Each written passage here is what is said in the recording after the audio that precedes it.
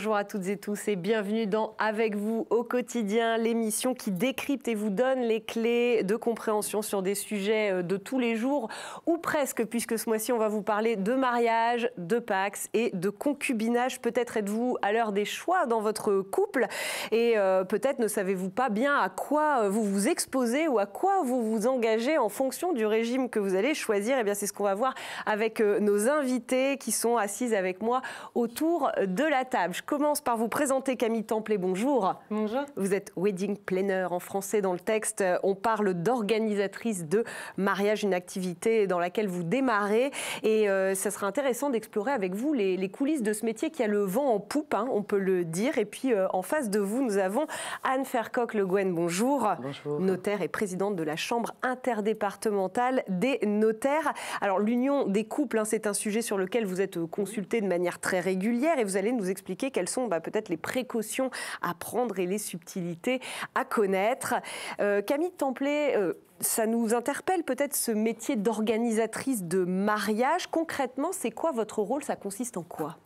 Mon rôle et le rôle des wedding planners de manière générale, ça va être d'aider les mariés, les futurs mariés, à organiser leur mariage, des préparatifs au jour J, en les conseillant au mieux et en les assistant tout au long de cet événement. Combien de temps il faut pour préparer un mariage aujourd'hui en moyenne? Eh ben, on considère qu'en l'absence d'organisatrice de mariage, les mariés mettent en moyenne 300 heures pour organiser leur mariage. D'accord. Et il faut vous appeler 1 an et demi, c'est ça, à l'avance pour... Oui, tout à fait. Il faut prévoir à peu près 1 an et demi, le temps de trouver les lieux qui sont très vite pris. Alors, c'est intéressant de faire un petit peu d'histoire parce que ce métier, on en entend de plus en plus parler, mais ce n'est pas un métier qui est très nouveau, en fait. Effectivement, ce métier existe depuis l'Égypte, depuis l'époque des pharaons, où il y avait déjà des organisateurs de cérémonies pour les rites funéraires, mais aussi pour les mariages. Au XIIe siècle, c'est l'Église qui va prendre le pas avec les religieux qui organisent les cérémonies. Puis en 1585, le roi Henri III va créer par règlement les grands maîtres de cérémonie, donc qui vont organiser tous les événements de la vie publique des gouvernements. Donc ça va être les naissances, les baptêmes, les couronnements, mais aussi les mariages, avec un rôle de conseil très important et d'organisation de l'événement en tant que tel. Louis XIV va créer les menus plaisirs avec un maître des menus plaisirs, puis cette profession va disparaître avec la Révolution, même si on en retrouve quelques traces sous Napoléon. Ensuite, le métier naît véritablement du côté des États-Unis dans les années 1900-1920 avec les bridal consultants. Mais à la base, jusqu'en 1940, le public visé, ça va être la haute société, ça va être exactement les stars, les hommes politiques. Et dans les années 75, ça traverse l'Atlantique, surtout avec le mariage donc, du prince Charles, qui est maintenant le roi Charles, et Lady Di en 81, puisque le métier va faire un bond à ce moment-là, et dans les années 2000, à partir de 2003 principalement, les agences de wedding planner vont émerger en France. En France, voilà une histoire que vous nous retracez succinctement, on en a bien conscience. Un mariage, c'est forcément une certaine pression, on ne va pas se le cacher. Du coup, c'est peut-être pour cette raison qu'on fait appel à un organisateur ou une organisatrice de mariage? C'est une des raisons, donc ça va être effectivement le stress et l'anxiété sur les décisions à prendre, ça va être aussi des raisons de temps, comme on le disait tout à l'heure. Oui, 300 heures, c'est pas rien. Donc c'est pas rien en plus de nos métiers quotidiens. Puis ça va être aussi pour des conseils, puisque forcément elle va connaître...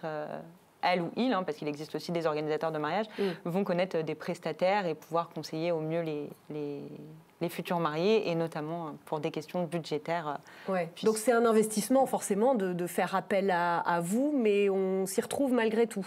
Exactement, puisqu'en fait, les mariés vont parfois faire des dépenses coup de tête, entre guillemets, qu'ils n'auraient pas fait s'ils avaient fait appel à un wedding planner. Et d'autant plus, les prestataires peuvent parfois proposer des choses qui n'ont pas forcément d'utilité. Et on va avoir ce rôle de conseiller ce qui est utile ou pas, pour orienter au mieux les mariés selon leurs souhaits. Merci Camille. Anne Fercoq-Le Gouen. Alors pour les notaires, le mariage, un petit peu moins glamour que ça.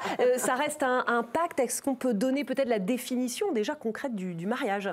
La définition concrète du mariage, le mariage, on va dire que c'est une union légitime de deux personnes Légitime, pourquoi? Parce qu'elle est célébrée en mairie et elle donne lieu à la rédaction d'un extrait d'acte de mariage. Il faut savoir aussi que du coup, il y a une mention sur les extraits d'acte de naissance, donc on va rester sur la définition union légitime de deux personnes. Oui, voilà, c'est un aspect très juridique. Oui. Voilà. On s'y perd un peu parfois, hein, quand même, quand on parle de mariage, on entend parler de contrat, on entend parler de régimes matrimoniaux. Est-ce qu'on peut clarifier un petit peu les choses? Déjà, si vous ne faites pas de contrat de mariage, vous êtes soumis au régime légal de la communauté de biens réduite aux acquêts. Donc, c'est-à-dire que vous avez 3 masses de biens, les biens propres de monsieur, les biens propres de madame, et au milieu, les acquêts, les biens qui dépendent de la communauté. Ouais, ce qu'on achète pendant le mariage, voilà, au fur et à mesure, et également les salaires, les revenus, donc tout ce qui tombe en communauté. Et les biens propres, ça c'est ce dont on est propriétaire au jour de son mariage, et ce qu'on reçoit aussi pendant le mariage, par voie de succession, par voie de donation. Ça s'applique à qui, ou peut-être à qui est s'adapter, en fait, finalement, de ne pas faire de contrat, ce que vous dites, en fait. La majeure partie des mariés, des époux, ne font pas de contrat de mariage, hein, donc ils sont soumis au régime de la communauté de biens réduite aux acquêts. Ça s'applique à des gens qui sont plutôt salariés, qui n'exercent pas d'activité dite à risque, comme chefs d'entreprise, artisans, commerçants.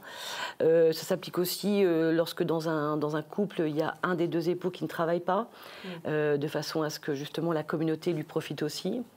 Voilà, donc mais c'est pour la plupart des gens qui sont salariés en fait et qui n'ont pas le souhait non plus de changer d'activité.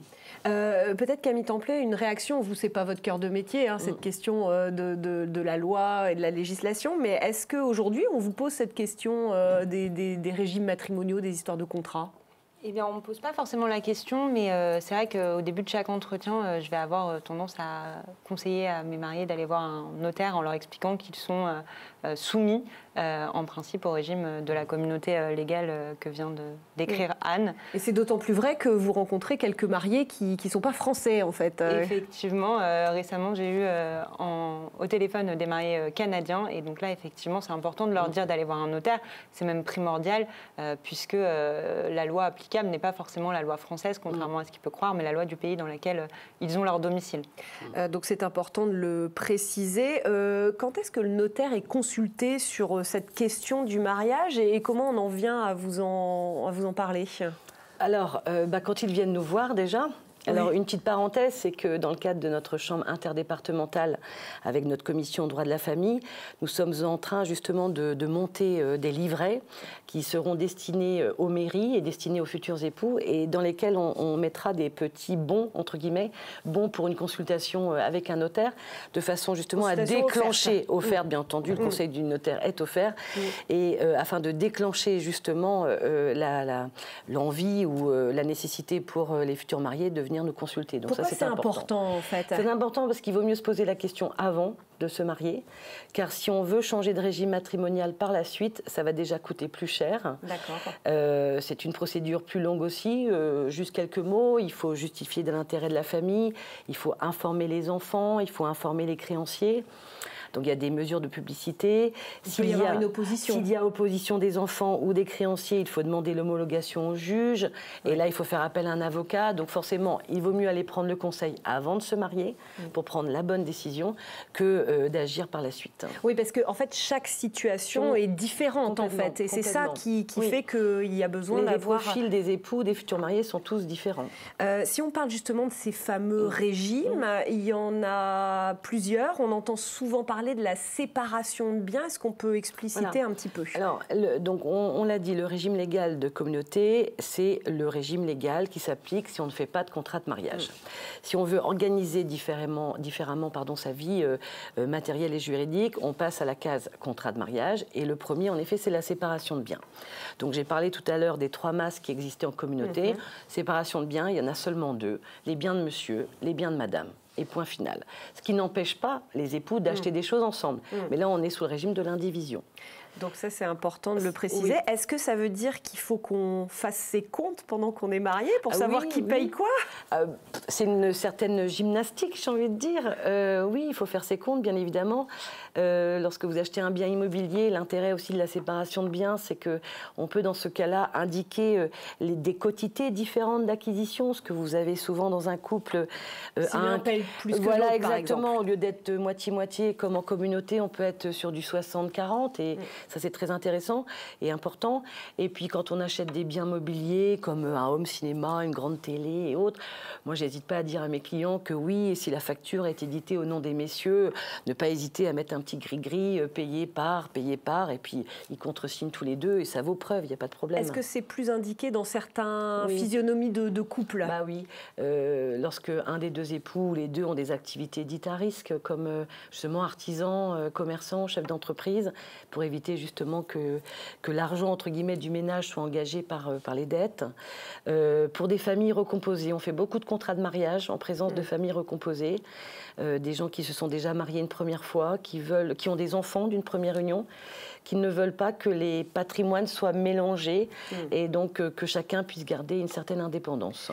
Est-ce qu'on peut parler de la participation aux acquets? Parce que ça, c'est une subtilité. De quoi il retourne là cette fois? C'est un régime qu'on dit hybride, parce que pendant tout le mariage, vous êtes soumis au régime de la séparation des biens.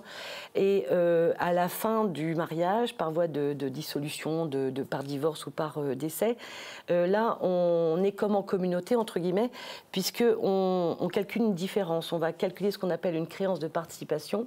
Et on fait une différence entre le patrimoine originaire de chaque époux et le patrimoine final à la dissolution. Ce qu'il faut retenir, c'est que la créance de participation, elle va permettre à un des deux époux qui ne s'est pas enrichi comme l'autre de participer justement à l'enrichissement.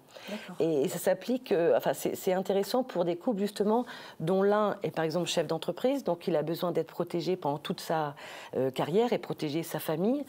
Et puis l'autre époux qui voit sa carrière sacrifiée, entre guillemets, mise en stand-by, et indirectement ou même directement, la personne qui a un peu sacrifié sa carrière va profiter quand même de l'enrichissement de son mari ou de son épouse. Je voudrais qu'on dise un mot très rapide de la communauté universelle. Là, ça s'adresse à un type de couple bien particulier. Bien particulier, des personnes âgées en général, parce qu'on couple la communauté universelle avec une clause particulière qui s'appelle l'attribution intégrale au profit du conjoint survivant et qui permet au premier décès d'avoir une attribution de l'ensemble de la communauté à celui qui reste. Et ça permet à celui qui reste d'être protégé, super protégé par rapport aux enfants, pour éviter des histoires de famille, des demandes en partage, des choses comme ça. Voilà, donc à réfléchir, mais quand la vie avance, quand la vie avance. Parce que là, on met tout en communauté. Oui. Donc là, il ne faut pas avoir des emprunts, il ne faut pas avoir une profession à risque. On parle d'âge. Un petit mot du profil des mariés, parce qu'il s'avère qu'on se marie de plus en plus vieux, entre guillemets. Effectivement, d'après les chiffres, dans les années 45, on se mariait à 22 ans pour les femmes et 25 ans pour les hommes. Et les derniers chiffres de 2022, pour les femmes, elles se marient en moyenne à 37,2 ans, contre 39,6 pour les hommes. Donc effectivement, les mariés sont beaucoup plus âgés aujourd'hui qu'ils ne l'étaient.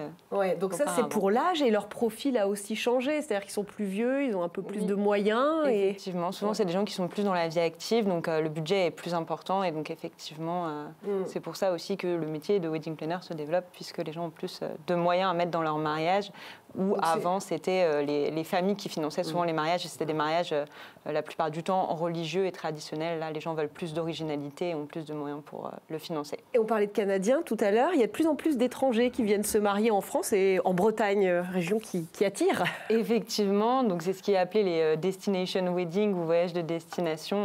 Il y a beaucoup d'étrangers qui viennent se marier en France, mais aussi beaucoup de Français qui partent se marier à l'étranger. Donc ça va être des mariages un petit peu plus petits. On parle d'élopement ou de fugue amoureuse, c'est un terme qui vient du Royaume-Uni, où les mariés vont partir se marier en très petit comité ou à deux seulement à l'étranger. Mais tout de même avec des prestataires, puisqu'ils vont faire appel à des vidéastes pour filmer le moment, ou encore pour le partager. Tout à fait, pour le partager après. Mais il y a d'autres styles de mariage qui sont en plein essor. Et bien justement, c'est ce qu'on va explorer avec ce reportage tout de suite, parce que qu'ils soient religieux ou non, en robe blanche, en tenue traditionnelle dans un château, un vieux corps de ferme ou en Laponie, pourquoi pas. En matière de mariage, tous les styles sont permis, toutes les personnalisations aussi. Et quoi de mieux pour se donner des idées que des salons dédié. Janvier sonne d'ailleurs comme le début un peu des hostilités en la matière. Nous sommes allés au festival 10 mois oui à Rennes pour prendre la température auprès des professionnels et des futurs mariés. C'est un festival alternatif, donc un petit changement par rapport au salon classique, dans le sens où moi je scénographie la totalité du festival. Aujourd'hui, on est sur 1600 mètres carrés de scénographie. Et après, c'est en effet un travail d'équipe. Comme je dis aux prestataires, ce n'est pas mon festival, c'est notre festival. Il faut mettre en avant tous les prestataires, tous les corps de métier. L'objectif du festival, dis-moi oui, changer les codes des salons traditionnels en projetant les futurs mariés dans une scénographie complète, des tenues à l'ambiance en passant par le traiteur, le caviste, le fleuriste, sans oublier photographe et cinéaste. Tous les métiers du mariage sont ici représentés. C'est vrai que nos futurs mariés ne se sont jamais mariés, donc sont un petit peu perdus dans l'espace. C'est pour ça qu'on est là aussi, pour les guider.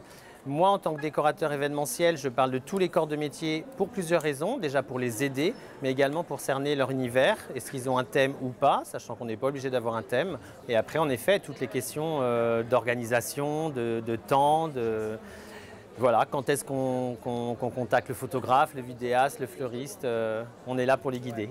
En moyenne, il faut compter entre 300 et 500 heures de préparation pour organiser un mariage. De plus en plus exigeants, les jeunes couples sont aujourd'hui à la recherche de professionnels pour les accompagner. Je me marie le 27 juillet 2024 et je reviens plutôt chercher de la location de vaisselle et de la déco. Je veux que quand les invités arrivent, ça fasse waouh quoi. Ambiance et déco, pour moi, ça va avec. Donc là, avec un festival comme ça où tout est déjà en place, c'est plutôt pas mal en fait, plus qu'un salon avec des box. En 2022, 448 000 mariages ont été célébrés en France, un chiffre en nette augmentation par rapport aux dernières années. Budget moyen de la célébration, 15 000 € pour 100 personnes. Je travaille avec une clientèle moyen haut de gamme et du coup on est sur des budgets un petit peu plus élevés que ça et on peut monter beaucoup plus en fonction du nombre bien évidemment et en fonction de toutes les fantaisies qu'on va se permettre. Anne Fercoq-Le Gouen, votre constat de notaire, vous qui rédigez les contrats de mariage, c'est qu'il n'y a plus de saison. Il n'y a plus de saison pour se marier. Oui, c'est vrai. C'est ce que j'ai pu constater cette année. Oui, j'ai fait beaucoup de contrats de mariage au mois de décembre. Je pense que ça répond à un besoin de se protéger. Il n'y a pas de moment et on n'a pas besoin d'attendre un an pour se protéger. Parce que quand on parlait tout à l'heure des familles recomposées, c'est important de se marier pour protéger le survivant. Donc c'est plutôt une question de protection et finalement peu importe la saison, été comme saison, mais c'est des choses qu'on ne voyait pas les années auparavant. Une petite réaction, Camille, c'est un constat que vous faites aussi, peut-être pas forcément pour les mêmes raisons d'ailleurs. Mais effectivement, mais ça peut être lié aussi au Covid, puisqu'effectivement il y a eu beaucoup de reports de dates et donc les gens ont reporté en hiver. Voilà, il n'y a pas de place pour tout le monde en été. Il y a des salles en hiver, mais par contre les gens continuent à se marier en hiver puisqu'effectivement il y a des très beaux mariages aussi. L'hiver. Alors nous avons beaucoup parlé de mariage, mesdames, mais certains couples, ils sont complètement allergiques. Ça se traduit dans les chiffres. Le mariage est en perte de vitesse depuis une cinquantaine d'années. Plus de 400 000 mariages au début des années 70. C'est moitié moins en 2019. 225 000 selon l'INED, qui est l'Institut national d'études démographiques. Des couples qui lui préfèrent le PACS, qui progresse, lui, de façon ininterrompue depuis sa création. C'était en 99. Il est même en passe de supplanter le mariage, puisque en 2019, toujours, 196 000 PACS ont été conclus. Le PACS, c'est un contrat, Anne Fercoq-Le Gouen, entre deux personnes. C'est quoi quand même la différence avec le mariage ? La différence, c'est qu'il n'y a pas les mêmes engagements, il n'y a pas les mêmes obligations. C'est vrai que c'est un contrat qui unit deux personnes, qui régit là encore leurs règles de vie, leur cohabitation et autres. Et puis c'est un contrat qui permet une dissolution beaucoup plus simple, beaucoup plus facile qu'en matière de mariage, puisqu'on n'a pas la case divorce. Eh oui, selon l'INED d'ailleurs, 3/4 des pacsés disent qu'ils le font pour des aspects juridiques, fiscaux, administratifs. Voilà, le PACS, ça protège. Ça protège. Quand on est simplement concubin, il n'y a aucun lien juridique entre les deux concubins. Donc quand on vit en union libre, en fait, c'est ça. S'il y a des dispositions qui sont prises, il y a une grosse fiscalité qu'on évite lorsqu'on se PACS, puisque le partenaire pacsé survivant est exonéré de droits de mutation au même titre que l'époux marié. Oui, c'est-à-dire qu'on ne va pas payer de droits de succession lorsqu'on hérite dans le cadre d'un PACS. Mais ce qu'il faut dire surtout, c'est que le PACS ne suffit pas, il faut un testament en plus. Pourquoi ? Parce que le PACS nous unit, mais le PACS ne fait pas que nous sommes héritiers l'un de l'autre. Donc il faut faire un testament en plus. Ah oui, donc PACS... Le PACS ne suffit pas, c'est PACS plus testament. Voilà, avec deux régimes quand même de PACS qu'on peut spécifier, parce que c'est important de ne pas se tromper. Rapidement, la séparation de biens et la présomption d'indivision. La présomption d'indivision qu'il faut éviter pour nous professionnels, entre guillemets. Il faut prendre la séparation de biens.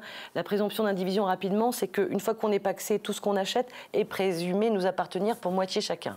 Donc des choses quand même qui nous embêtent au moment de la liquidation et le partage. Donc séparation de biens, Pacs, c'est très bien. Pacs, séparation de biens plus testament, voilà. On l'a compris. Camille Templet, est-ce que les organisateurs et organisatrices de mariage organisent aussi des Pacs ou alors est-ce que c'est pas du tout la même chose? Alors certains organisateurs se sont effectivement spécialisés dans l'organisation des Pacs. Après, les Pacs, c'est moins important que le mariage et il y a souvent moins de fêtes, donc c'est pas forcément ce qui va le mieux marcher en termes d'organisation. Est-ce que c'est pas quand même un premier jalon avant le mariage, le Pacs? Qu'est-ce que vous en pensez? Alors je pense que ça dépend de chacun des couples, puisque certains se marient se pacsent seulement pour des raisons fiscales. Ouais, c'est une bonne solution d'attente.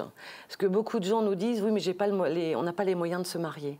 Et donc le Pacs, dans un premier temps, suffit pour les protéger et puis passe au mariage par la suite. D'ailleurs, je crois que vous avez un chiffre. Ça coûte combien un mariage aujourd'hui Alors on considère que pour 100 invités, il faut compter environ 15 000 €, sachant que ça augmente tous les ans.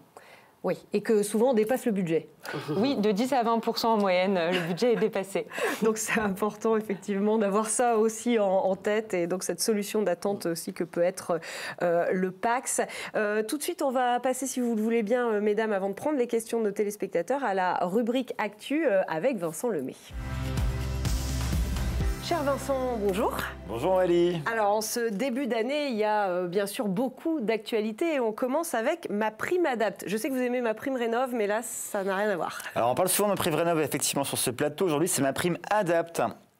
C'est une aide qui finance la réalisation de travaux d'adaptation pour le logement avec les personnes qui sont âgées et celles qui sont en situation de handicap. Alors par exemple, si vous voulez remplacer votre baignoire par une douche de plein pied, vous serez éligible. Si vous voulez installer un monte-escalier électrique, c'est possible également. La pose de main courante, un autre exemple. L'élargissement des portes, l'adaptation des revêtements ou encore l'accès direct au logement. Les travaux s'adaptent en fonction des besoins spécifiques qui seront préconisés dans un diagnostic logement autonome. Alors le 1er janvier, c'est aussi signe de revalorisation du SMIC. Oui, alors le SMIC a été augmenté au 1er janvier. On est passé à 1,13% donc d'augmentation. Désormais, on a 1 766,92 € brut, ce qui représente 1 398,69 € net pour une personne qui travaille 35 heures. Changement notable, Pôle emploi n'existe plus. Bienvenue à France Travail. Bienvenue à France Travail, donc qui sera désormais le nouveau nom de Pôle emploi. C'est issu d'une loi qui a été votée au mois de décembre dernier. Donc France Travail va être déployé pour remplacer Pôle emploi, avec un nouveau nom, un nouveau logo et de nouvelles règles. L'objectif, c'est de favoriser l'accompagnement et puis l'accès pour le demandeur d'emploi, bien sûr. Et puis peut-être un mot de la durée d'emprunt qui a été rallongée. Expliquez-nous. Alors souvent, on parle des durées d'emprunt, parfois qui vont jusqu'à 25 ans. Et puis désormais, on peut emprunter jusqu'à 27 ans. Alors les conditions sont les suivantes. Il faut que 10% au moins du montant emprunté soit dédié à les travaux de rénovation du bien immobilier. Alors avant, on pouvait également le faire, c'était assez particulier, mais il fallait quand même qu'il y ait 25% du montant emprunté qui correspond à les travaux de rénovation du bien. Eh bien écoutez, merci Vincent pour toutes ces précisions. On se retrouve le mois prochain, bien évidemment. Voilà, alors j'ai beaucoup parlé, on a quelques questions de la part de nos téléspectateurs, plutôt pour vous Anne Fercoq-Le Guen. Qui doit quitter le domicile en cas de séparation des concubins? Les concubins. Donc des gens pas mariés, globalement. Ouais, j'ai envie de dire aucun des deux. D'accord. Je pense qu'il faut pour quelles raisons il faut les inciter à aller consulter le notaire pour voir justement ce qu'ils vont faire de cette maison ou de cet appartement-là. Le vendre ou le conserver, l'attribuer à un des deux. Je pense qu'il faut régler les problèmes avant de quitter le domicile. Ça, c'est important de le préciser. Mon conjoint refuse de participer aux dépenses du foyer au motif que mon salaire est supérieur au sien. En a-t-il le droit ? Alors, on a parlé régime légal, contrat de mariage, et il y a des règles qui sont pour tous les époux, quel que soit leur contrat de mariage ou leur régime légal. Ce sont les règles du régime primaire impératif. Et on en a une qui dit que, que chaque époux doit contribuer aux charges du mariage en fonction de ses facultés respectives. Donc, entre guillemets, celui qui gagne plus doit payer plus que l'autre. Mais ça ne veut pas dire que l'autre ne paye rien, c'est en fonction des revenus de chacun. Mesdames, merci beaucoup. Le temps a filé très vite pour cette émission consacrée au mariage, au pax et au concubinage. Merci de votre concours, de vos précisions. Et puis, on se retrouve le mois prochain dans Avec vous au quotidien, mais pour un tout autre sujet. Alors, on compte sur vous.